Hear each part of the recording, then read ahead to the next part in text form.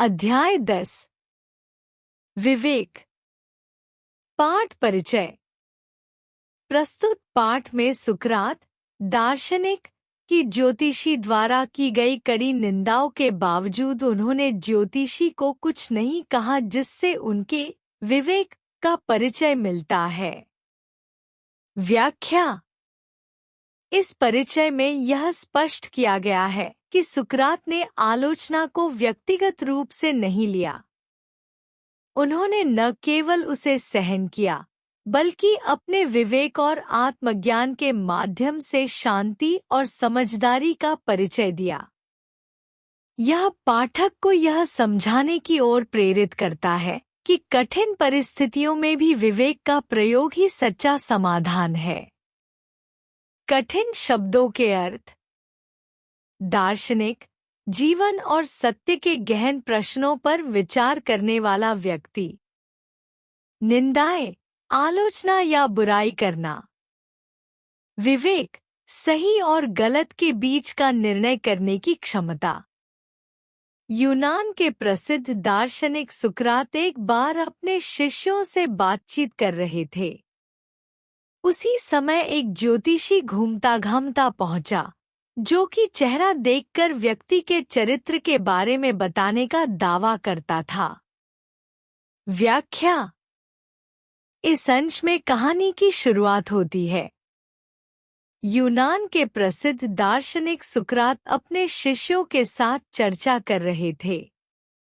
इसी बीच एक ज्योतिषी वहां पहुंचा, जो चेहरा देखकर किसी के चरित्र और व्यक्तित्व को पहचानने का दावा करता था। यह ज्योतिषी अपने कौशल और ज्ञान का प्रदर्शन करना चाहता था। कठिन शब्दों के अर्थ। दार्शनिक, वह व्यक्ति जो जीवन के गहरे और गूढ़ प्रश्नों पर विचार करता है। घूमता घामता, यहाँ वहाँ यात्रा करना। चरित्र, व्यक्ति का स्वभाव और आचरण। दावा, किसी बात को प्रमाणित करने का प्रयास। वह सुकरात व उनके शिष्यों के समक्ष भी यही दावा करने लगा। चूंकि सुकरात जितने अच्छे दार्शनिक थे, उतने सुदर्शन नहीं थे, बल्कि वे बदसूरत ही थे, पर लोग उन्हें उनके सुंदर विचारों की वजह से अधिक चाहते थे। व्याख्या। इस अंश में ज्योतिषी ने अपने कौशल का दावा सुकरात और उनके शिष्यों के सामने भी किया। सुकरात का व्यक्तित्व उनके विचारों के कारण प्रभावशाली था, न कि उनके बाहरी रूप से। वे दिखने में साधारण और बदसूरत थे, लेकिन उनकी आंतरिक सुंदरता और ज्ञान ने लोगों को उनकी ओर आकर्षित किया। यह दिखाता है कि व्यक्ति की सच्ची पहचान उसके विचारों और आचरण में होती है, न कि उसकी शारीरिक सुंदरता में। कठिन शब्दों के अर्थ। सुदर्शन, सुंदर या आकर्षक। बदसूरत, दिखने में कम आकर्षक। सुंदर विचार, गहन और प्रभावशाली सोच। ज्योतिषी सुकरात का चेहरा देखकर कहने लगा, इसके नथुनों की बनावट बता रही है कि इस व्यक्ति में क्रोध की भावना प्रबल है। व्याख्या। इस अंश में ज्योतिषी ने सुकरात के चेहरे के आधार पर उनकी व्यक्तित्व विशेषताओं का अनुमान लगाने की कोशिश की। उसने सुकरात के नथुनों की बनावट देखकर कहा कि उनमें क्रोध की भावना अधिक है। यह ज्योतिषी के आकलन और व्यक्तित्व की परख करने के दावे को दिखाता है। कठिन शब्दों के अर्थ। नथुनों की बनावट, नाक के आकार और उसकी विशेषता। क्रोध की भावना प्रबल, गुस्सा जल्दी और तीव्रता से आने की प्रवृत्ति। यह सुनकर सुकरात के शिष्य नाराज होने लगे, परंतु सुकरात ने उन्हें रोककर ज्योतिषी को अपनी बात कहने का पूरा मौका दिया। व्याख्या। इस अंश में सुकरात की सहिष्णुता और धैर्य को दर्शाया गया है। जब ज्योतिषी ने सुकरात के व्यक्तित्व की आलोचना की तो उनके शिष्य क्रोधित हो गए। वे ज्योतिषी के इस व्यवहार को अपमानजनक समझकर प्रतिक्रिया देना चाहते थे, लेकिन सुकरात ने उन्हें शांत रहने और ज्योतिषी को अपनी बात कहने का पूरा अवसर देने के लिए कहा। इससे उनकी सहनशीलता और दूसरों की बात सुनने की आदत उजागर होती है। कठिन शब्दों के अर्थ: नाराज, क्रोधित या असंतुष्ट होना। सहिष्णुता, दूसरों की बातों को धैर्यपूर्वक सुनने और सहन करने की क्षमता। पूरा मौका देना, किसी को अपनी बात पूरी तरह कहने की आज़ादी देना। इसके माथे और सिर की आकृति के कारण यह निश्चित रूप से लालची होगा। इसकी ठोड़ी की रचना कहती है कि यह बिल्कुल सनकी है। इसके होठों और दांतों की बनावट के अनुसार यह व्यक्ति सदैव देशद्रोह करने के लिए प्रेरित रहता है।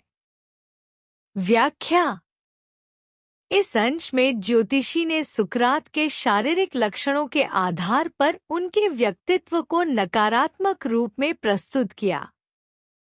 उसने माथे, ठोड़ी, होंठ और दांतों की बनावट से यह निष्कर्ष निकाला कि सुकरात लालची, सनकी और देशद्रोही प्रवृत्ति के व्यक्ति हैं।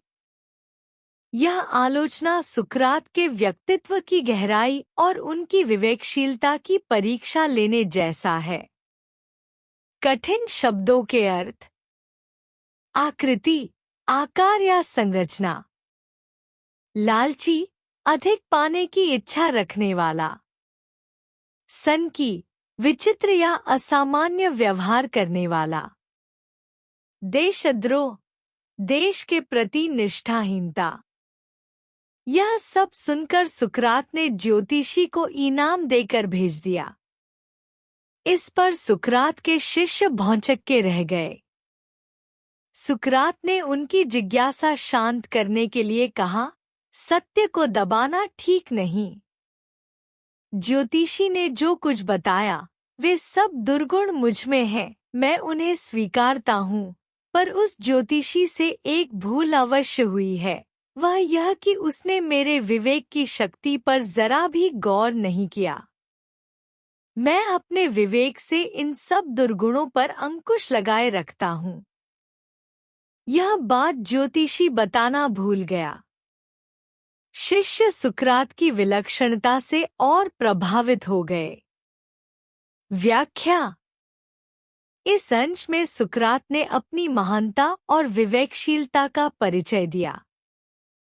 उन्होंने ज्योतिषी की आलोचनाओं को न केवल स्वीकार किया बल्कि उसे इनाम देकर सम्मानित भी किया। यह उनके आत्मनिरीक्षण और सहिष्णुता को दर्शाता है। उन्होंने शिष्यों को समझाया कि उनमें वे दुर्गुण हो सकते हैं, लेकिन विवेक के माध्यम से उन्होंने उन पर नियंत्रण रखा है। यह दिखाता है कि एक विवेकशील व्यक्ति अपनी कमियों को पहचानकर भी उनसे ऊपर उठ सकता है। कठिन शब्दों के अर्थ: भौंचक्के, आश्चर्यचकित। दुर्गुण, बुराइयां या नकारात्मक लक्षण। अंकुश लगाना, नियंत्रण में रखना। विवेक, सही और गलत में अंतर करने की क्षमता। संदेश: इस पाठ से हमें यह संदेश मिलता है कि यदि व्यक्ति अपने विवेक से काम ले तो उसके अंदर चाहे कितनी भी बुराइयां हों, सब छुप जाती हैं। विवेक से बड़ी कोई चीज नहीं है। व्याख्या: सुकरात के उदाहरण से यह समझ में आता है कि महानता बाहरी स्वरूप या आलोचनाओं से प्रभावित नहीं होती। उनकी विवेकशीलता ने उन्हें आलोचनाओं को स्वीकारने और उनसे ऊपर उठने की प्रेरणा दी। यह पाठ बताता है कि विवेक वह शक्ति है जो मनुष्य को बुराई से दूर रखते हुए अच्छाई की ओर प्रेरित करती है। कठिन शब्दों के अर्थ: विवेक, सही और गलत में अंतर करने की क्षमता। बुराइयां, नकारात्मक गुण या दुर्गुण। छुप जाना, नियंत्रण में रखना, प्रकट न होने देना। निष्कर्ष, समरी। इस कहानी में सुकरात दार्शनिक की विवेक की महत्ता का वर्णन किया गया है। एक बार एक ज्योतिषी ने सुकरात के चेहरे देखकर उनके चरित्र के बारे में निंदात्मक बातें कही। सुकरात ने शिष्यों को निंदा करने के बजाय ज्योतिषी की बातों को ध्यान से सुना और उसे इनाम देकर भेज दिया। उन्होंने शिष्यों को बताया कि ज्योतिषी ने उनके विवेक की कदर नहीं की, जबकि उन्होंने अपने विवेक का सही प्रयोग करके इन सभी दुर्गुणों पर नियंत्रण रखा है। इस घटना से शिष्यों ने सुकरात की विवेक की शक्ति को समझा और उनकी प्रशंसा की।